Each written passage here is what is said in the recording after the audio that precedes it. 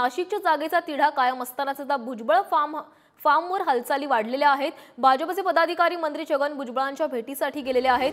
बाळासाहेब सानप, प्रशांत जाधव आणि विजय साने भुजबळांच्या भेटीसाठी गेलेले आहेत। दिंडोरी लोकसभेच्या उमेदवार डॉक्टर भारती पवारही भुजबळांच्या भेटीसाठी आले आहेत। भुजबळ महायुतीच्या प्रचारात अंतर राखून असल्याने या भेटीला महत्त्व आलेलं आहे। दिंडोरीसह नाशिक लोकसभा मतदारसंघात भुजबळांची मोठी ताकद आहे, त्यामुळे आता भाजप पदाधिकाऱ्यांनी भुजबळांची भेट घेतली आहे।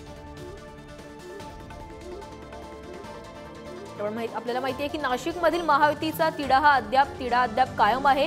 नाशिकबाबत कोणताही निर्णय होत नसताना आता छगन भुजबळांच्या फार्म हाऊसवर देखील आता हालचाली वाढलेल्या आहेत। भारती पवार देखील छगन भुजबळांच्या भेटीसाठी आल्या।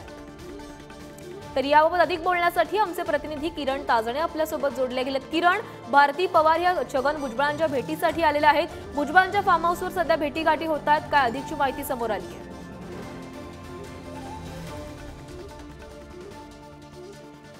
प्राची, आपल्याला माहिती आहे की गेल्या अनेक दिवसांपासून नाशिकच्या उमेदवारीचा तिढा सुटलेला नाहीये आणि अशी सर्व परिस्थिती असताना छगन भुजबळ हे महायुतीच्या प्रचारापासून काही अंतर राखून आहे असं दिसून येतंय।